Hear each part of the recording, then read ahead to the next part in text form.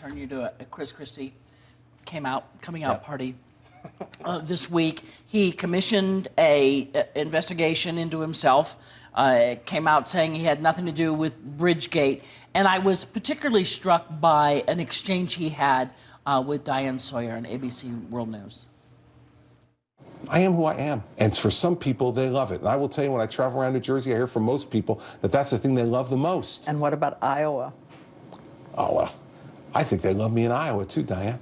I've been there a lot. I think they love me there, too. Wow!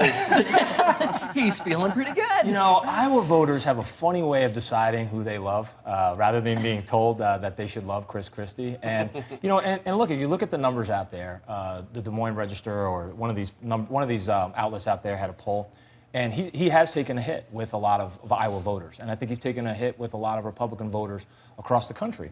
The question is whether or not it's a fatal one, and I don't believe it is. I think there's a long way from here until people decide that they get into this race and what we know the field is, and then when that field starts to match up with each other, it's going to be a much different dynamic.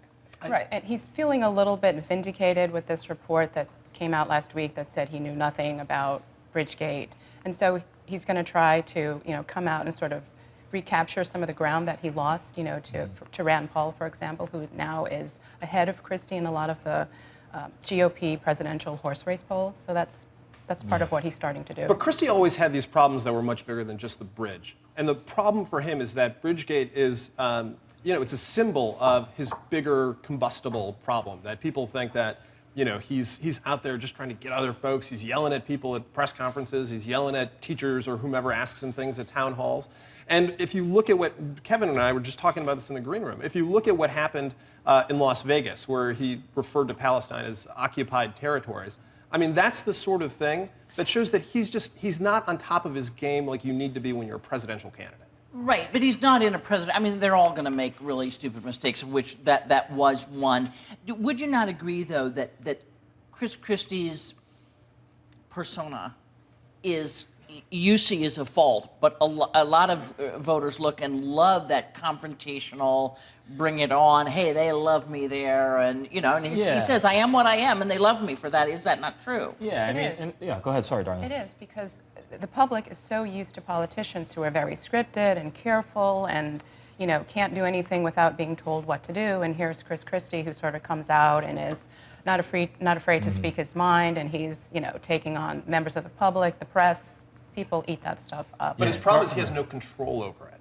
Like, even going into this last election day, a week before the election, he pops off at some teacher who asks him a question at a point in which he's ahead by approximately 200 points in the polls. So I just think that he doesn't have control over it in a way that is going to be helpful. Darlene has a good point. Like, the essence of Chris Christie's popularity is that he's not this blow-dried politician, and that and in many ways he's very different from what people don't like about Washington, D.C. right now. It's all talk and it's all rhetoric, and here's somebody who actually says what he means what he says. The question, I think, for Chris Christie and his personality is, does it wear very well with Iowa voters, and then New Hampshire, and then Nevada, and then South Carolina for him? And could we all agree, and I don't have much time, yes or no would really help, can we all agree that this is not over? This was a study commissioned by a law firm he knew that cleared him. There are other things out there. So Bridgegate, as we call it, isn't over yet. He's not clear. The study for anybody who is a really big supporter of Chris Christie is an exoneration. If you don't like Chris Christie, it's just a whitewash. Somewhere in the middle, those folks still haven't made up their mind. They're still really undecided. It hasn't persuaded any folks one way or the other. Kevin Madden, Bill Burton, Darlene Superville, thank you for joining us, Thank all you. of you.